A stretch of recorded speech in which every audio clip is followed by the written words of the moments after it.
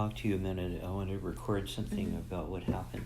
You had COVID-19 in January? Yes, the middle of January. And your husband at the same time? Yes, yes. He got it first, and then 2 days later, I went and tested, and I was positive. And then how soon did you come to get our cocktail or protocol treatment? I think I got tested. I think it took me 2 days to call you. And so you'd had the infection for more than 2 days? Yes. The symptoms, of yes, course? Yes. And what were your main symptoms? Mine were the headache, the vomiting, the diarrhea. Fever? The fever. Shortness of breath? I didn't get the shortness of breath. Or loss of taste? Loss of taste and smell. Also, just the weakness. And your husband was similar? My husband was really weak. He had a bad cough. Mm-hmm. He didn't get diarrhea, no vomiting. And how old is he? He's 41. And you're? 47 at that time. Uh-huh. And so then you started the full protocol with the ivermectin, yes. hydroxychloroquine, zinc, vitamin D, and doxycycline. Yes. And aspirin. And aspirin. And what happened then? Did you start to notice my improvement? headaches by the next day were relieving. By the third, fourth day, I was able to get off of bed, and then I started to get hungry, and everything just started to go in place as far as all those symptoms that I had. So now, having fully recovered, and now you both were quite symptomatic. Mm-hmm. The good thing is that you took the antiviral treatment, and that eliminates a lot of the long-term problems.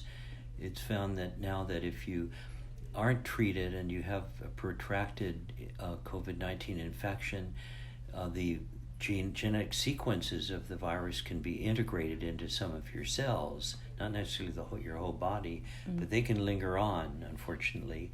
And then there are problems with this long COVID condition.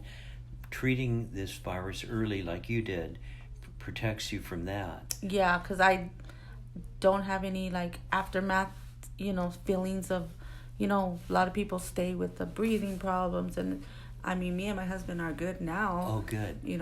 And you're both back to work? Back to work. Great. Yes.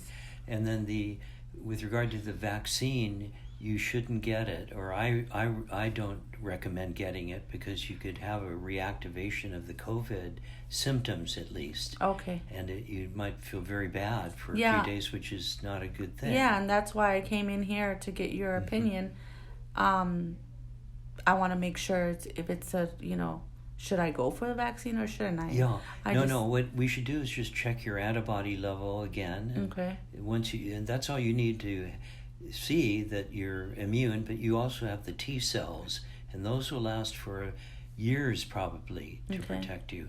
So there's a lot of misinformation out there, and I see a lot of patients that recover like you did, and then they get the vaccine. They were sort of pressured to get it, or they thought that's a good thing. And that's how I feel. I mean, I do work with the elderly, and I'm kind of, family here and there pressuring, you need to get it, stop thinking about yourself. And I'm like, no, I've reviewed the reviews and everything. It's like I don't feel I need it. You don't feel you need it, and it could be dangerous. Mm-hmm. So let's go forward with that. I'll order the antibodies, and you just have to indicate you are better immune than those who get the vaccine. And it's like you got the vaccine in January. That's when I got it. Okay. I'm not planning to get another dose.